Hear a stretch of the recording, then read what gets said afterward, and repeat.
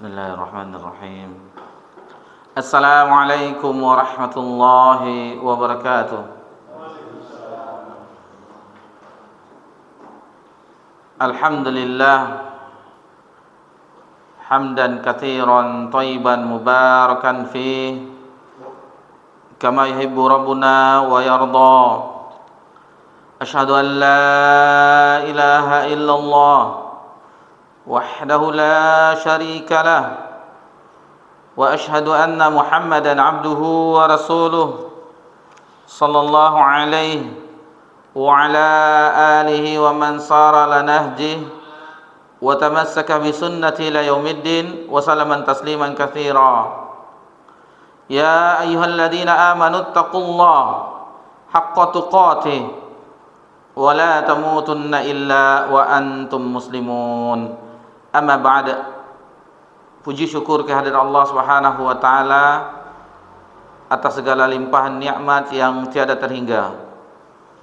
Dan di antara banyak nikmat Allah Subhanahu wa taala di kesempatan yang berbahagia ini, di 10 bagian terakhir tanggal 22 Zulqa'dah 1445 Hijriah bertepatan tanggal 29 Mei 2024 Masehi, Allah kumpulkan kita di tempat yang mulia ini setelah melakukan salat fardu maghrib berjamaah, menunggu waktu isya.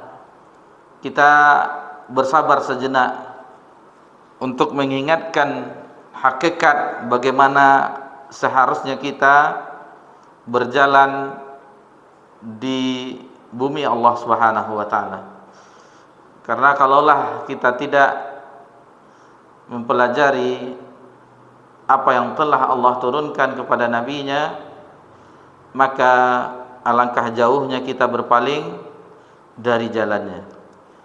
Kesabaran yang sejenak insyaallah di akhirat kelak apabila kita ikhlas karena Allah Subhanahu wa taala, merupakan kebahagiaan kita ketika kita berhadapan dengan Rabbul Alamin. Yang sekarang kita tidak merasakan, mungkin ada di dalam hati kita sesuatu yang tidak mengenakkan, tetapi yakinlah apapun bentuk ketaatan kepada Allah Subhanahu wa taala, maka itu akan membuat kita bahagia ketika berjumpa dengannya. Apalagi yang kita bahas adalah masalah yang sangat penting, yakni masalah akidah. Kemudian salawat beriringkan salam kepada Nabi kita tercinta Nabi Muhammad sallallahu alaihi wasallam. Dan di pertemuan kita yang ke-10 insyaallah di malam ini kita akan membahas beberapa poin. Poin yang ke-31 sampai 35 insyaallah. Untuk yang pertamanya kita dengarkan poin yang ke-31 dan 32 karena itu saling berhubungan. Tafadhal.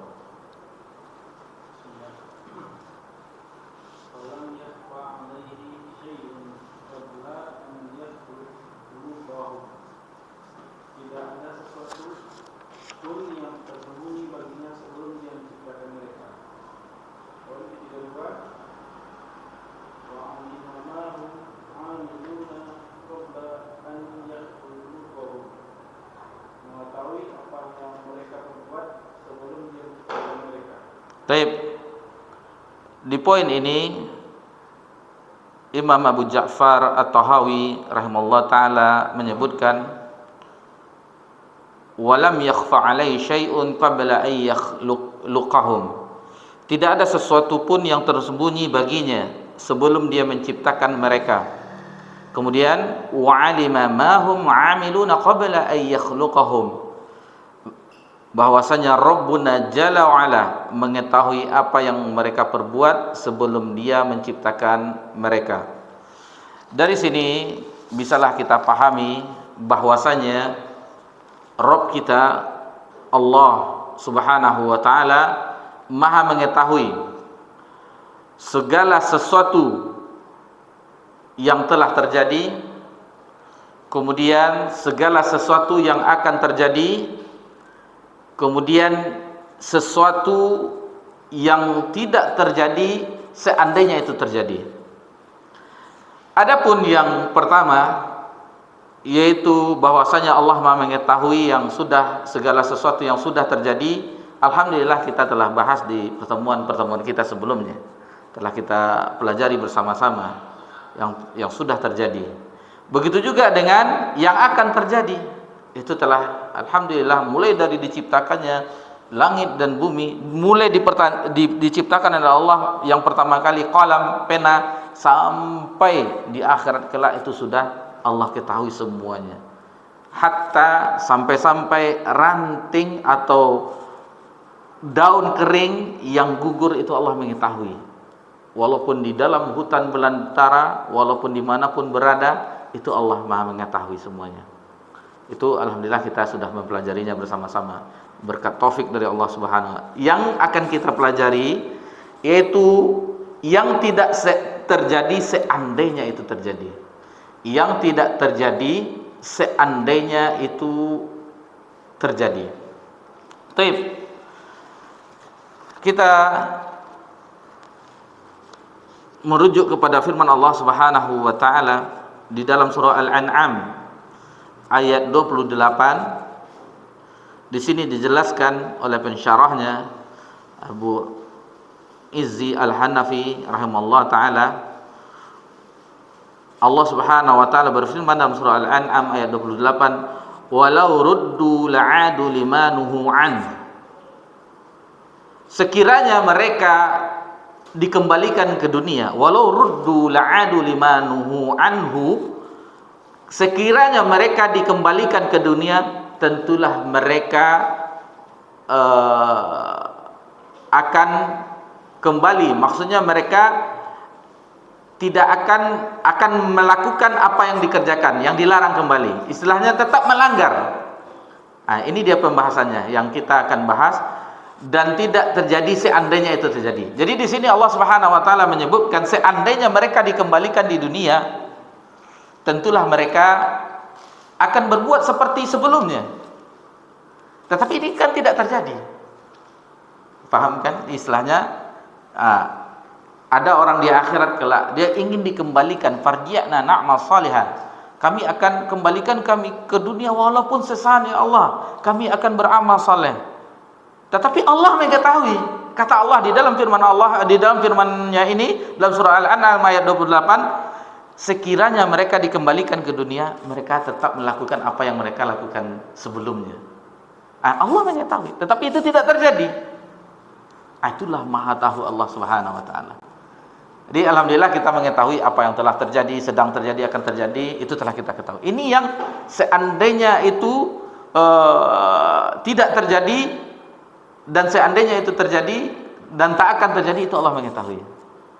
Jadi itu dalil yang dibawakan oleh pensyarah. Kemudian untuk memahaminya, Al-Hafidz Ibnu Katsir menyebutkan tentang ayat ini, bahwasanya di ayat ini orang-orang yang telah melampaui batas ketika di dunia, mereka meminta, ini permintaan mereka, menginginkan agar mereka kembali ke dunia. Ini permintaan, kembali ke dunia supaya mereka dapat beriman, supaya mereka dapat beriman, beramal soleh. Tetapi permintaan itu bukan didasarkan oleh rasa suka, rasa cinta, rasa keimanan. Allah mengetahui itu. Jadi itu hanya sekedar di bibir saja permintaannya untuk dikembalikan dunia agar melakukan amal soleh, akan beriman kepada, itu hanya di dasar, tidak ada dasar suka, cinta, keimanan yang diminta tersebut. Kemudian Allah Ta'ala berfirman menceritakan perihal mereka, bahwa sekiranya mereka dikembalikan ke dunia, niscaya mereka akan kembali mengulangi perbuatan yang mereka lakukan, yang perbuatan yang dilarang.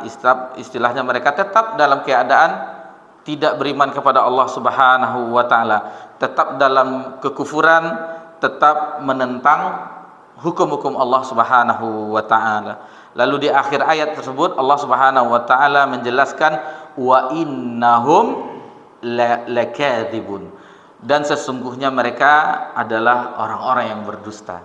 Nah, jadi Allah mengetahui walaupun itu tidak terjadi, mereka tidak dikembalikan ke dunia, tetapi Allah mengetahui bahwa permintaan mereka dikembalikan ke dunia itu adalah permintaan yang dusta. Kemudian yang semakna dengan pembahasan dalam surah Al-An'am ayat 28, yaitu dalam surah Al-Anfal ayat 23. Di sini Allah Subhanahu wa taala berfirman, "Walau 'alimallahu fihim khaira la asma'ahum."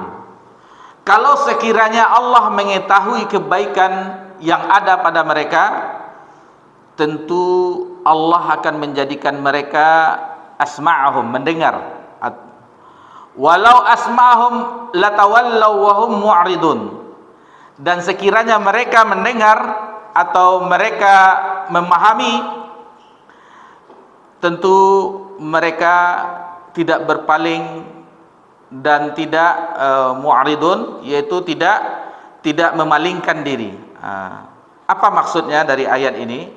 Dalam surah Al-Anfal ayat 23 dijelaskan oleh Hafiz Ibnu Katsir dalam tafsirnya bahwasanya Allah menjadikan mereka dapat memahami. Jadi sebenarnya Allah Maha Kuasa untuk menjadikan mereka paham. Namun bentuk lengkapnya tetapi tidak ada kebaikan pada diri mereka. Permasalahannya ini tidak ada kebaikan dari diri mereka. Maka mereka tidak dijadikannya mempunyai pemahaman, karena sesungguhnya Allah mengetahui bahwa seandainya Allah membuat mereka mendengar, memahami, yang mempunyai pemahaman, latawallaw, niscaya mereka berpaling juga, tetap berpaling juga. Jadi mereka tetap berpaling dengan sengaja dan terdorong oleh keingkarannya. Inilah dia. Padahal mereka sudah memahami. Ini bahayanya. Sudah diberikan pendengaran, sudah memahami, tetapi wahum mu'aridun. Sedangkan mereka memalingkan diri. Maksudnya memalingkan diri dari apa yang telah mereka dengar dan mereka pahami. Ini yang berbahaya. Dia sudah dapat petunjuk, sudah mengetahui. Apa bedanya orang-orang Quraisy yang Allah tutup kebenaran di dalam hati mereka, yang tidak ada cahaya keimanan tumbuh dalam jiwa mereka. Nabi sallallahu alaihi wasallam yang langsung membacakan firman Allah Subhanahu wa taala, yang berpaling tetap dipalingkan oleh Allah Subhanahu wa taala, dan Allah mengetahui siapa yang sebenarnya yang akan benar-benar dengan keimanan atau yang tetap memperolok-olok agama Allah Subhanahu wa taala. Kemudian di poin yang berikutnya kita lanjutkan poin yang ke-33.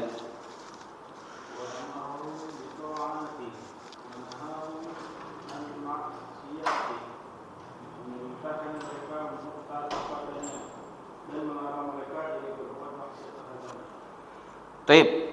Ini dia selanjutnya muallif Imam Abu Ja'far At-Tahawi berkata, menjelaskan di dalam matan akidahnya, beliau menyebutkan wa amarahum bi ta'ati, memerintahkan mereka untuk taat kepadanya. Kemudian wa nahum an ma'siyati, dan melarang mereka dari berbuat maksiat terhadapnya. Ini yang poin yang ke-33 di halaman 9 pada matan kita. Jadi di sini disebutkan tentang perintah dan larangan. Sesudah Allah menyebutkan, sesudah disebutkan oleh muallif tentang Allah Maha Pencipta dan Allah Maha Berkehendak. Baru setelah itu sudah beberapa poin. Di poin yang ke-33 baru dijelaskan tentang bahwasanya ada perintah dan larangan dari Allah Subhanahu wa taala. Dan ini masuk terhadap keimanan kepada Allah Subhanahu wa taala.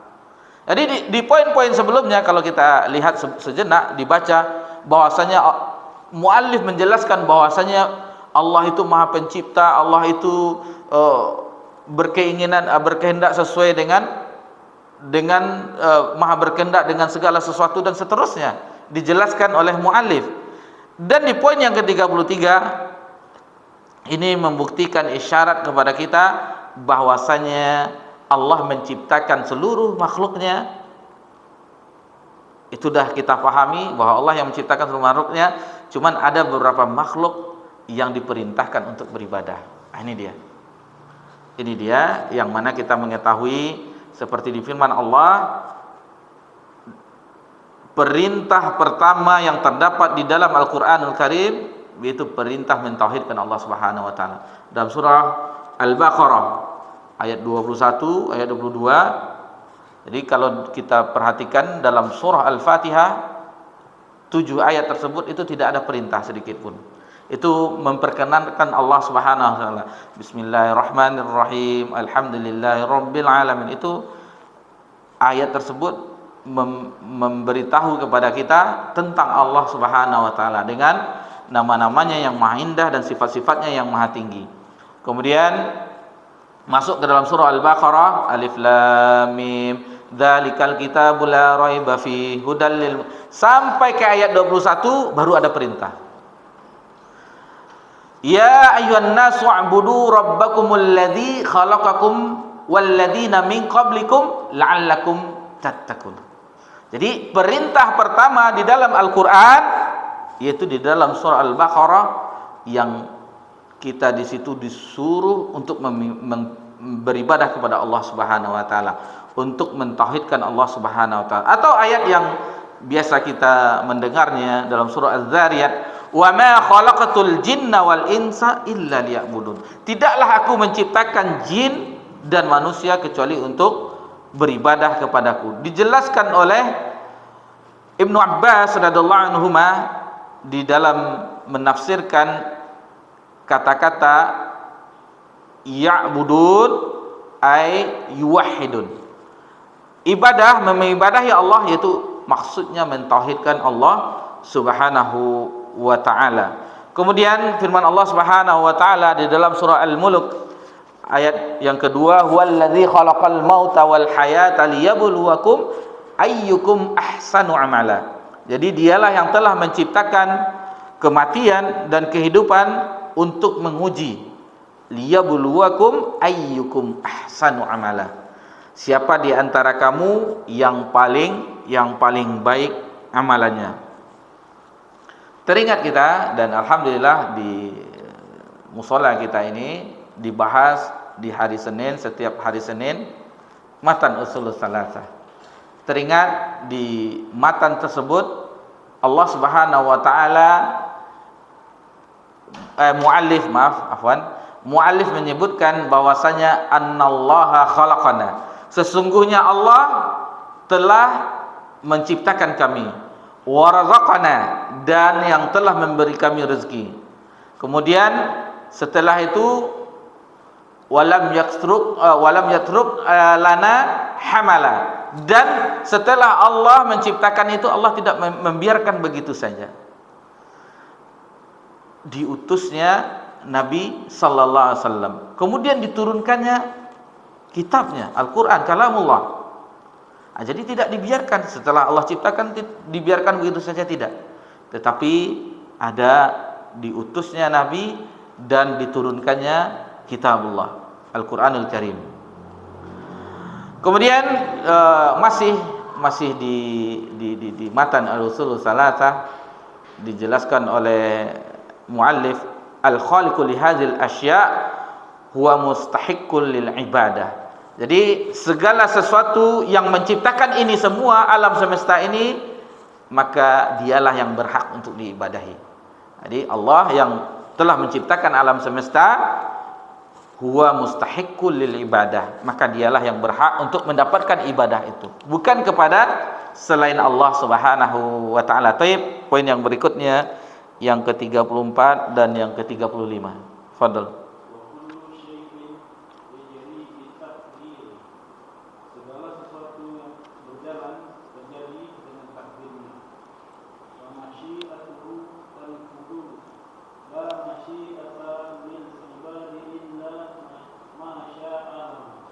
فما شاء لهم كان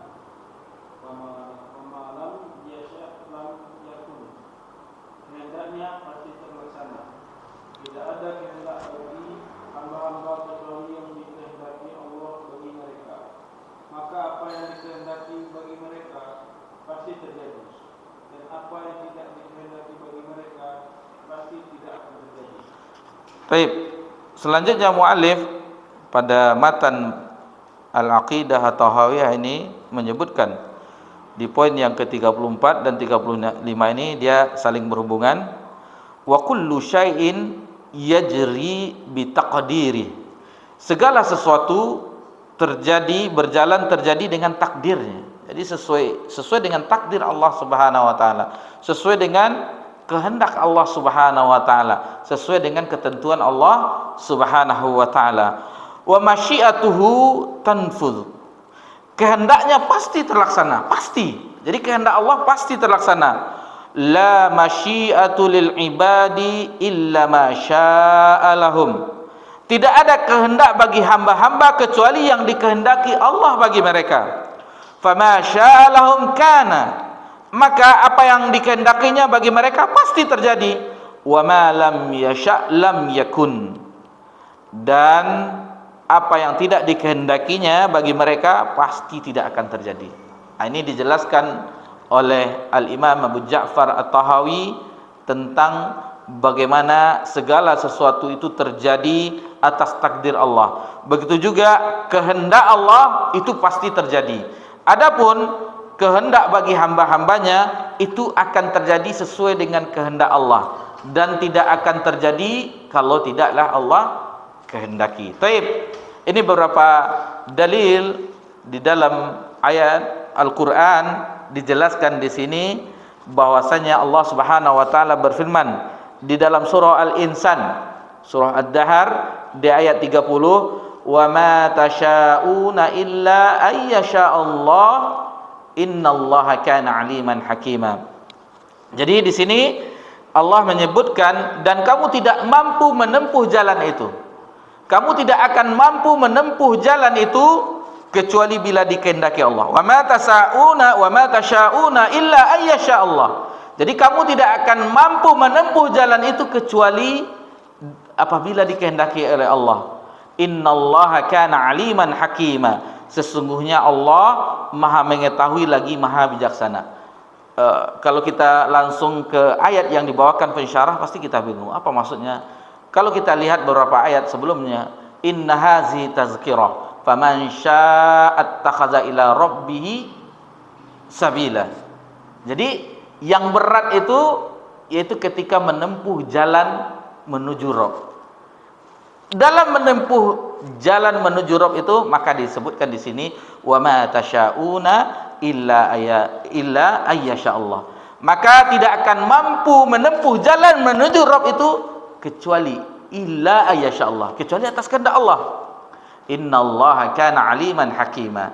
Sesungguhnya Allah Maha mengetahui dan lagi Maha bijaksana. Kemudian dibawakan di sini oleh pensyarah Al-Imam Abu Izzi Al-Hanafi dalam surah At-Takwir. Itu mirip. Wa ma tasyauna illa ayyasha Allahu rabbul alamin.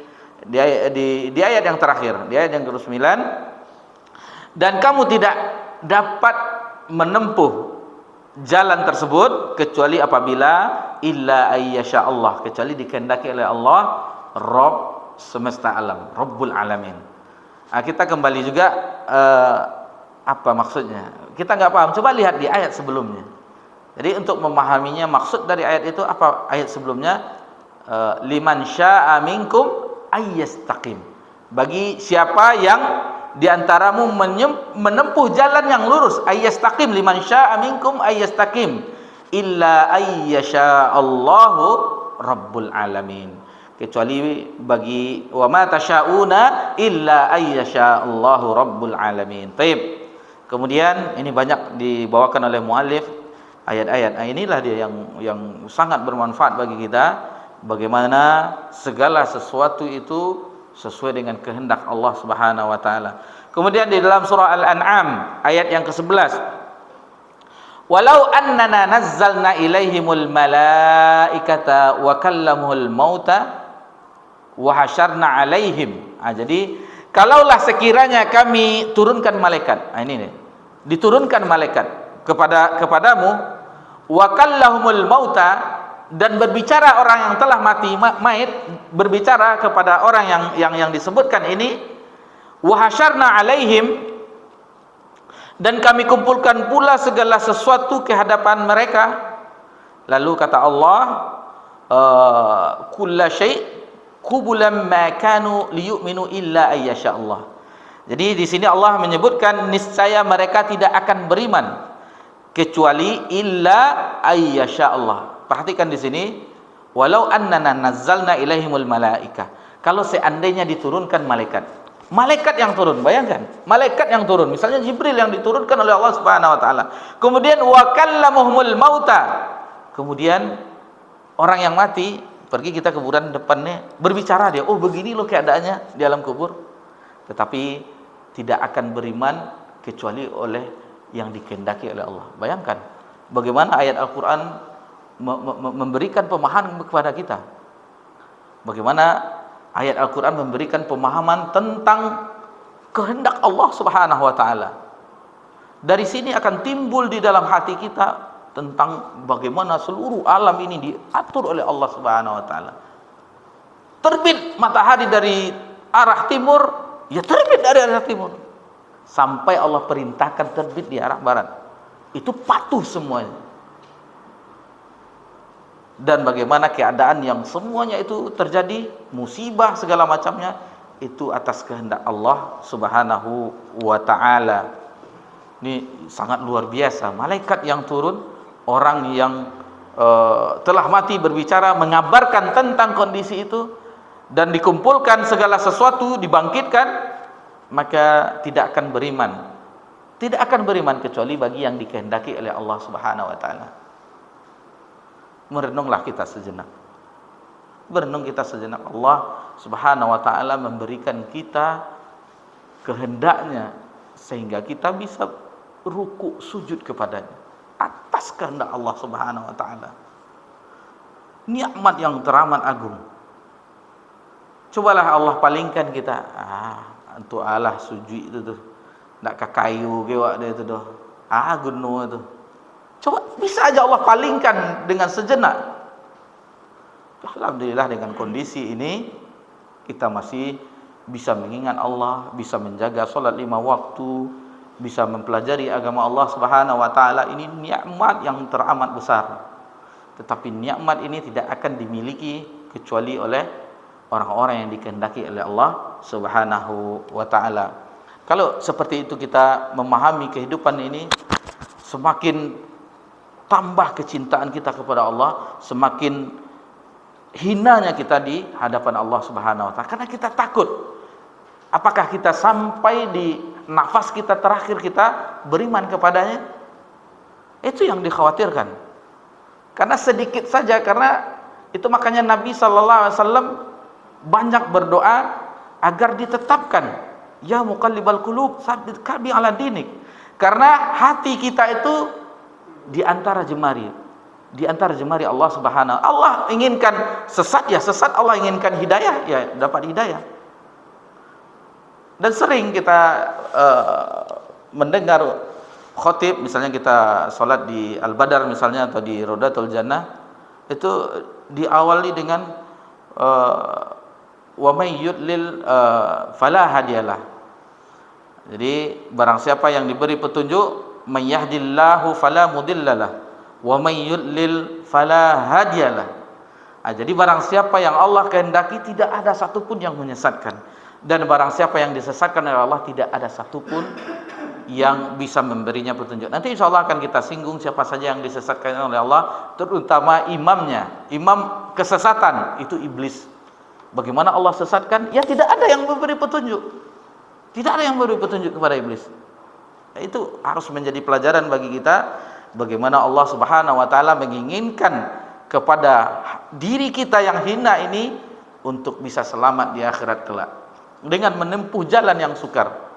Siapa yang mau duduk di sini? Alhamdulillah kita yang hadir ini Allah mudahkan. Betapa banyak kaum muslimin dan muslimat yang tidak mau mendengarkan ayat-ayat Allah, hadis-hadis Nabi sallallahu alaihi wasallam. Maka di antara hamba-hamba Allah yang banyak, yang jutaan, Kita ini Allah pilih, Allah yang memilih, menghendaki kita bertahan sejenak untuk memahami agama Allah Subhanahu wa taala. Dan kalau kita perhatikan ulama-ulama terdahulu, bagaimana nikmatnya mereka dalam mempelajari agama Allah Subhanahu wa taala, maka tidak ada apa-apanya kita yang hanya antara maghrib dan isya. Mereka mulai waktu isya sampai subuh, azan subuh itu tidak batal wudunya. Sampai azan subuh tidak batal wudunya. Setelah azan subuh tidak batal wudunya. Dengan wudu isya, tetapi mereka mempelajari agama Allah Subhanahu wa taala. Sampai-sampai ulama terdahulu, kalau dahulu lampunya lampu pelita itu, tintanya tinta yang dicolok, nulis mereka, kitab-kitab banyak. Dan itulah kelezatan ulama dahulu.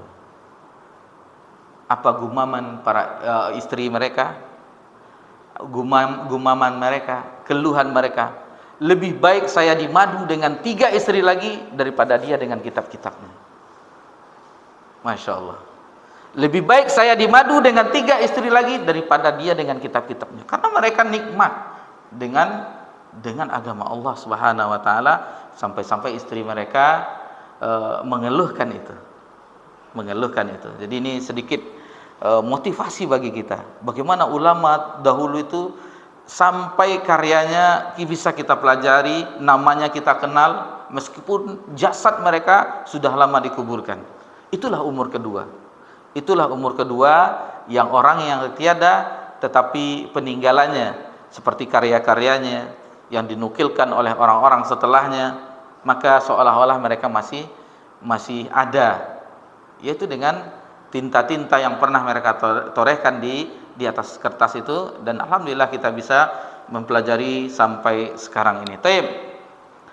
Kemudian ayat berikutnya tadi dalam surah Al-An'am ayat 111. Kemudian di ayat setelahnya surah Al-An'am ayat 112, Allah Subhanahu wa taala menyebutkan di penggalan ayat, walau syaa rabbuka ma fa'alu, dan sekiranya Rabbmu menghendaki maka niscaya mereka tidak mengerjakannya. Jadi jikalau Rabbmu menghendaki, niscaya kamu ma fa'alu, tidak melakukannya. Taib.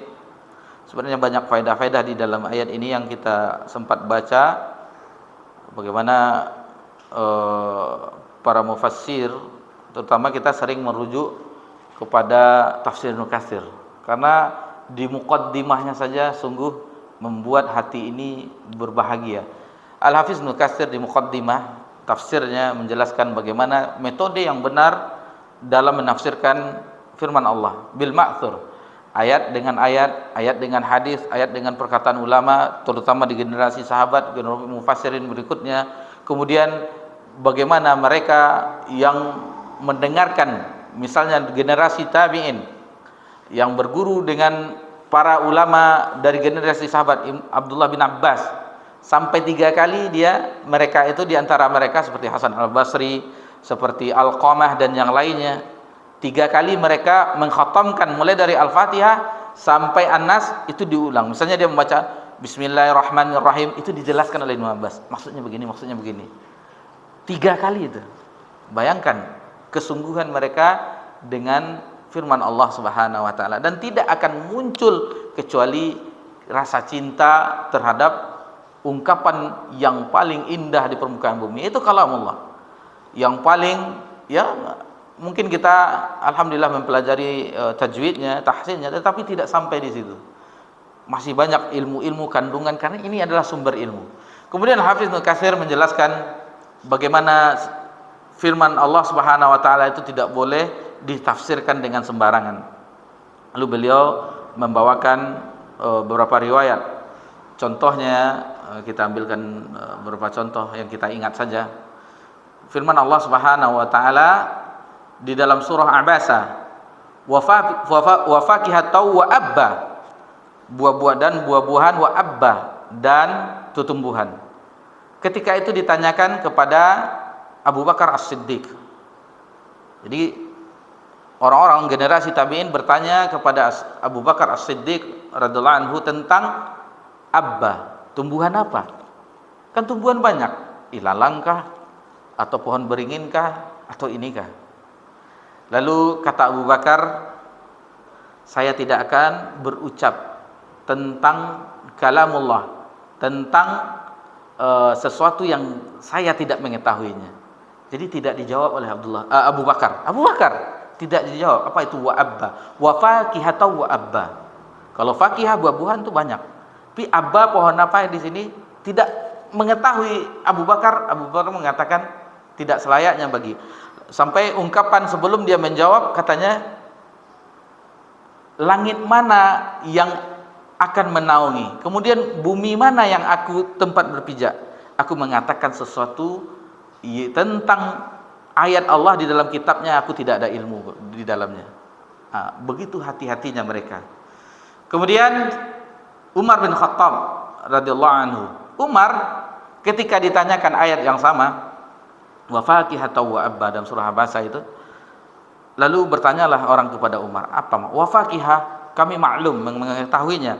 Adapun wa abba, apa itu maksudnya wahai Amirul Mukminin, wahai Umar? Lalu dijawab oleh Umar, terbesit di dalam hatinya. Terbesit di dalam hatinya. Jadi ketika itu yang membuat unik riwayat tersebut, ketika kami menjumpai Umar bin Khattab, kami melihat tambalan, 4 tambalan di punggung bajunya.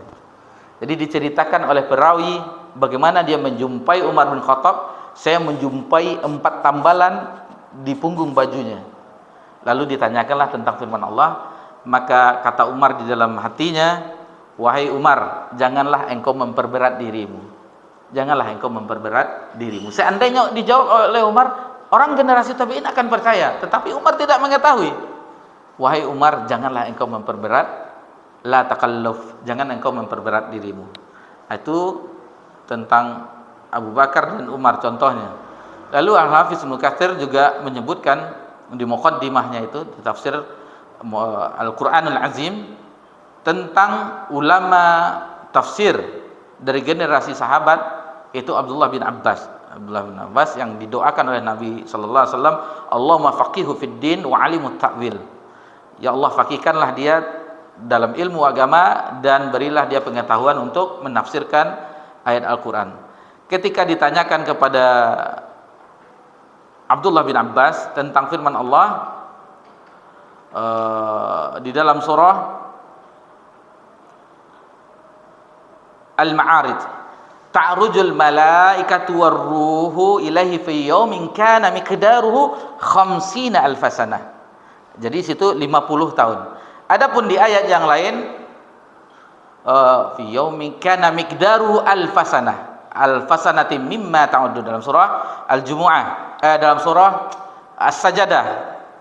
Jadi yang ini 50.000 tahun, yang ini 1000 alf sanati mimma ta'uddun. Lalu ditanyakan kepada Abdullah bin Abbas, bagaimana maksudnya ini wahai Ibnu Abbas? Sementara di sini Allah mengatakan ta'rujul malaikatu warruhu ilaihi fi yaumin kana miqdaru 50 alf sanah. Kalau di sini fi yaumin kana miqdaru alf sanati mimma ta'uddun. Yang ini 50 alf sanah, yang ini alf sanati mimma ta'uddun. 1000 dengan 50.000. Kan seolah-olah bertentangan. Kata Abdullah bin Abbas menjawab, janganlah ditanyakan itu, katanya. Maksudnya lebih kurang biarlah Allah berkehendak sesuai dengan kehendak. Apakah Allah menghendaki 1000 tahun atau 50.000 tahun?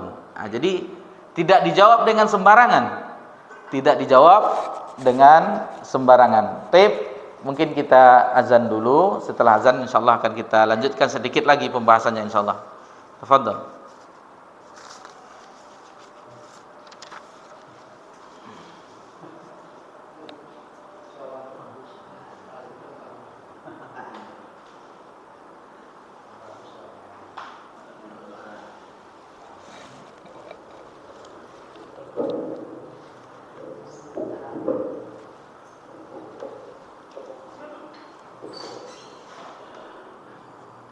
Allahu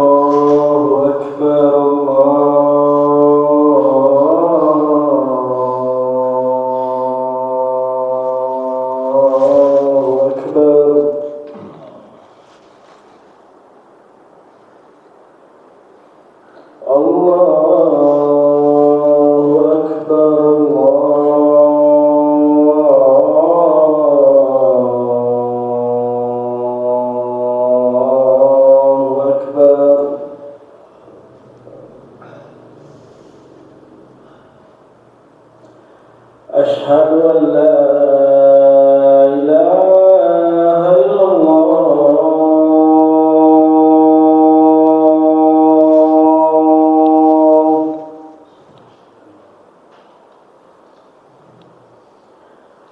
أشهد أن لا إله إلا الله.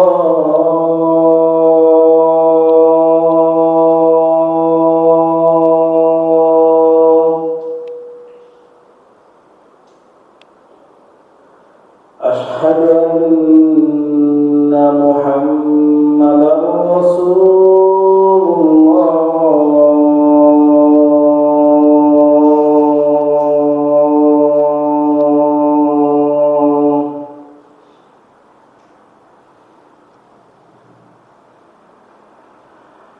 أشهد أن محمدا رسول الله.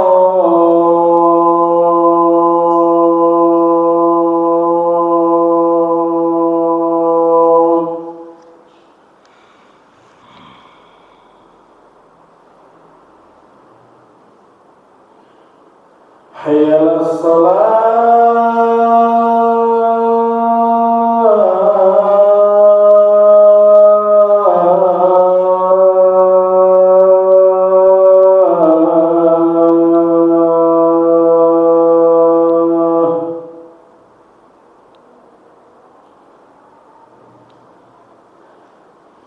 حي على الصلاة.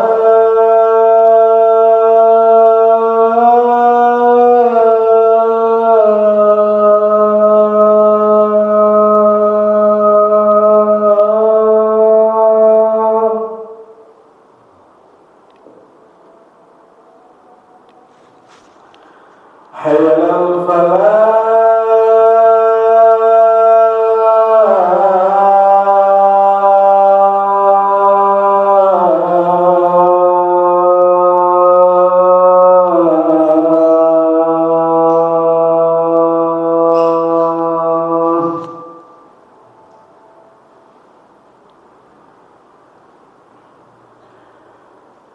حي على الفلاح.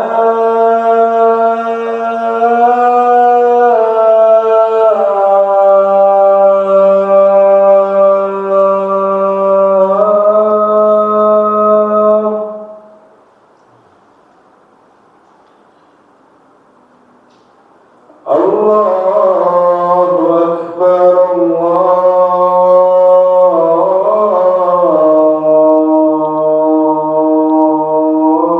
الله أكبر.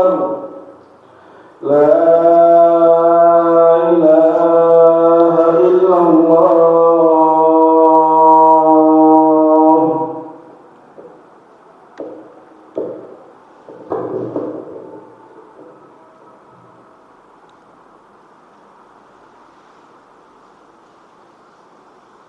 Alhamdulillah, wassalatu wassalamu ala Rasulillah ma ba'd.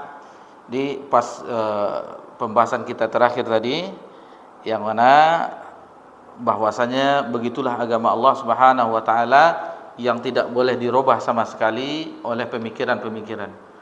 Bagaimana utuhnya syariat itu di zaman generasi terbaik umat ini, yang mereka tidak punya ilmu di dalam hal tersebut dalam kitabullah, maka mereka tidak akan memberikan pendapat mereka terhadap ayat-ayat Allah Subhanahu wa taala. Itu pelajaran yang sangat berharga. Bagaimana mereka menjaga wahyu dan tidak merusaknya dengan ra'yu, dengan pemikiran. Taib. Kemudian kita lanjutkan ke firman Allah Subhanahu wa taala dalam surah Yunus ayat yang ke-99, masih di membahas poin yang ke-34 35 tadi,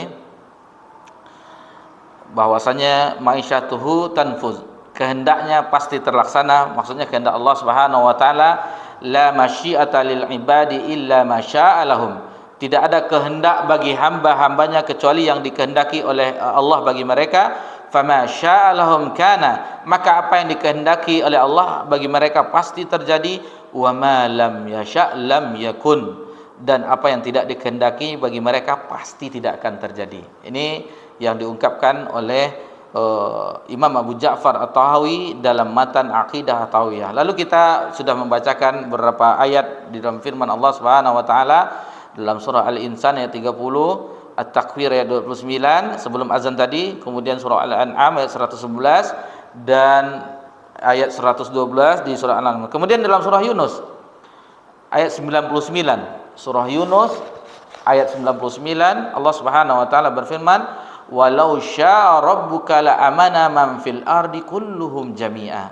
Jikalau seandainya Allah menghendaki, Rabbmu menghendaki, la amana man fil ard, maka akan dijadikan oleh Allah Subhanahu wa taala siapa saja di bumi ini kulluhum jami'a, beriman semuanya. Itu kalau Allah menghendaki.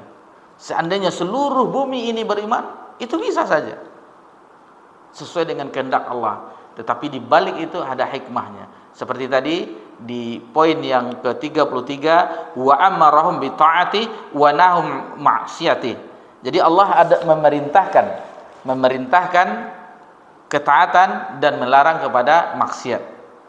Jadi di situ tadi kita singgung firman Allah Subhanahu wa taala, allazi khalaqal mauta wal hayata liyabluwakum ahsanu amala, untuk menguji siapa yang paling baik amalannya. Jadi kita ini ketahuilah, ini bukan tempat kita di dunia ini, bukan menikmati, tetapi tempat ujian. Tempat menikmati yaitu di akhirat kelak.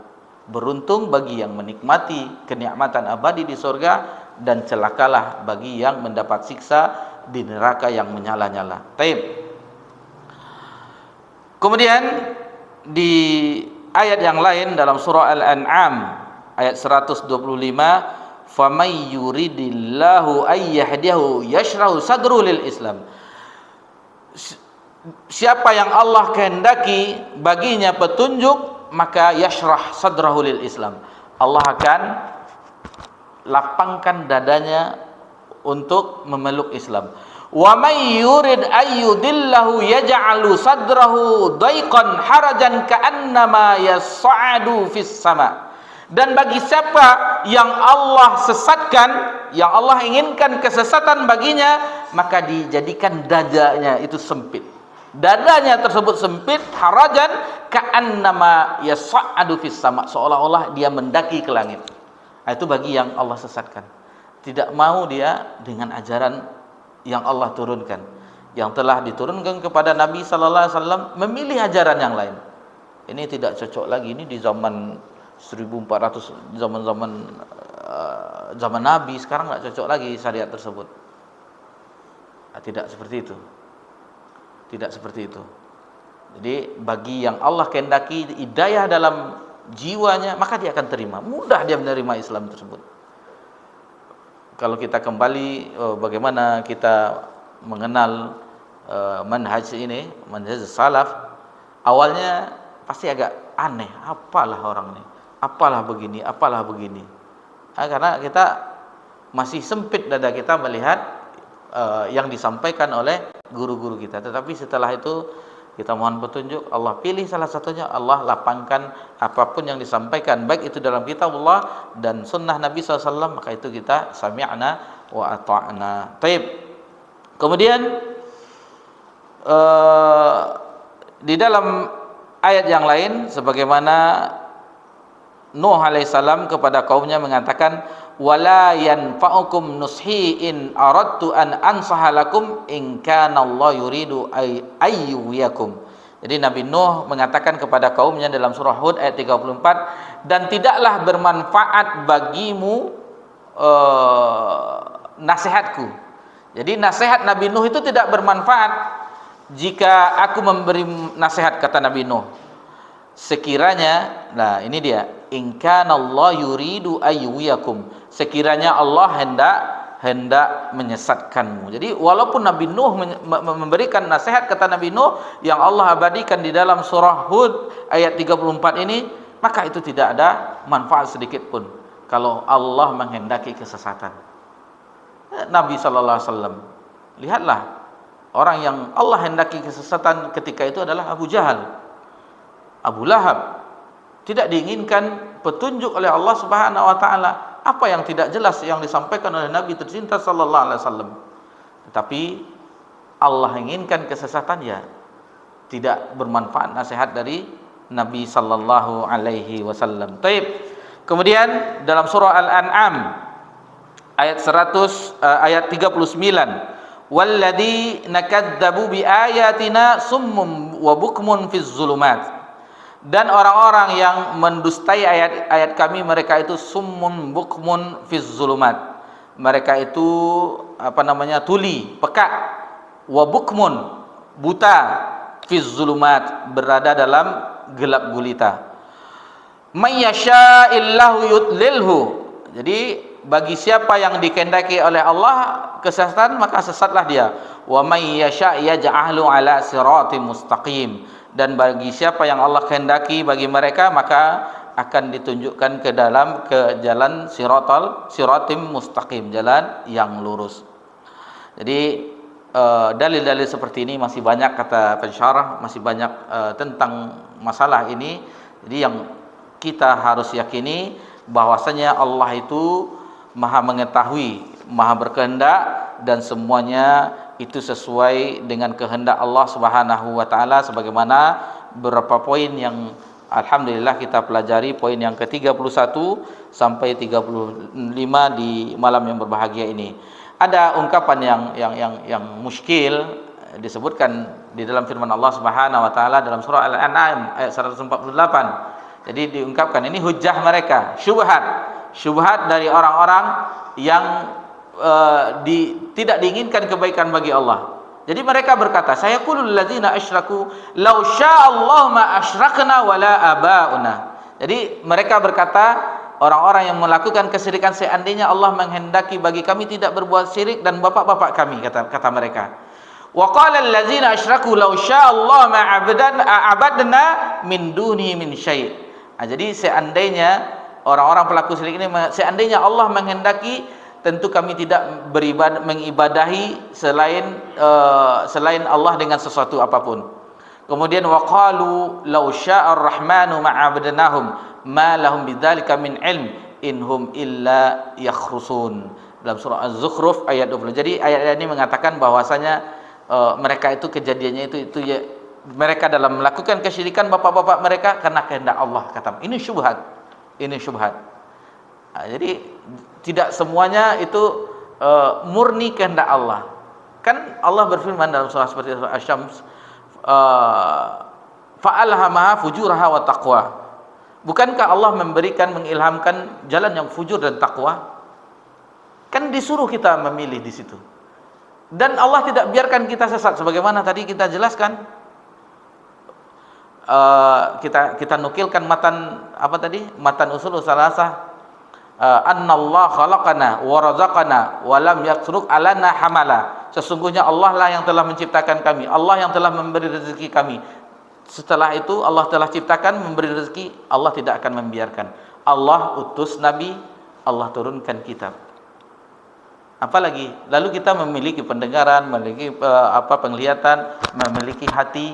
Apakah itu tidak cukup untuk menerima petunjuk Allah Subhanahu wa taala? Sebagaimana iblis disesatkan oleh Allah Subhanahu wa taala, akan tetapi dia bersumpah kepada Allah, Rabbi bima aghwaytani la uziyanna lahum fil ard.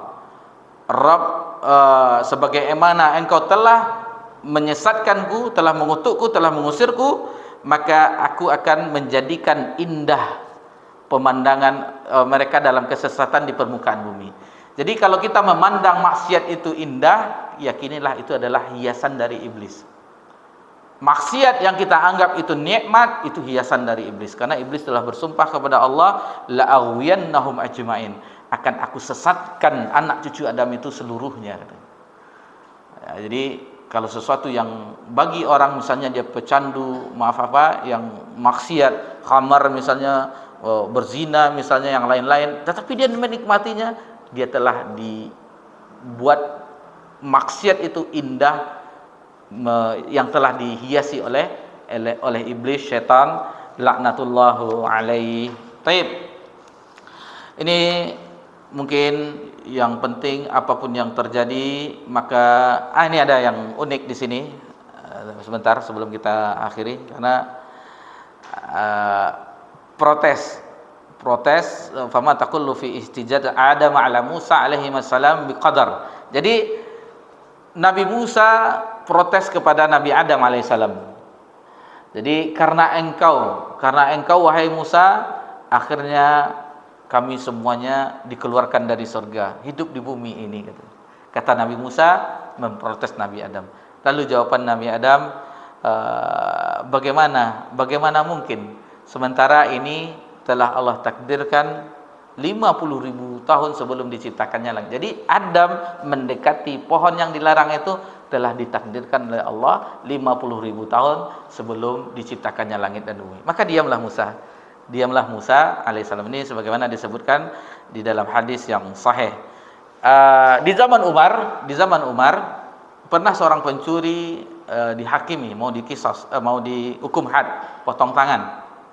Lalu dia berujar dengan takdir, beralasan dengan takdir. Wahai Umar, Allah lah yang telah mentakdirkan aku mencuri. Tapi Umar bin Khattab, sahabat Nabi yang memiliki ilmu basirah, kata Umar, dan Allah juga yang mentakdirkanku untuk memotong tanganmu. Jadi jangan oh ya takdir Allah, jangan seperti itu. Tetapi ada sesuatu yang misalnya seandainya itu di luar kuasa kita, seperti protesnya Musa kepada Adam alaihi wassalam, itu dibolehkan. Tetapi untuk maksiat, ini kan Allah mentakdirkan saya bermaksiat, saya begini, itu tidak boleh. Mungkin dari situ kita bisa memahami bahwasanya itulah kehendak Allah Subhanahu wa taala. Alhamdulillah, ini kita sudah sampai ke poin 35 tanpa disadari. 10 kali pertemuan dengan suka dan duka, alhamdulillah.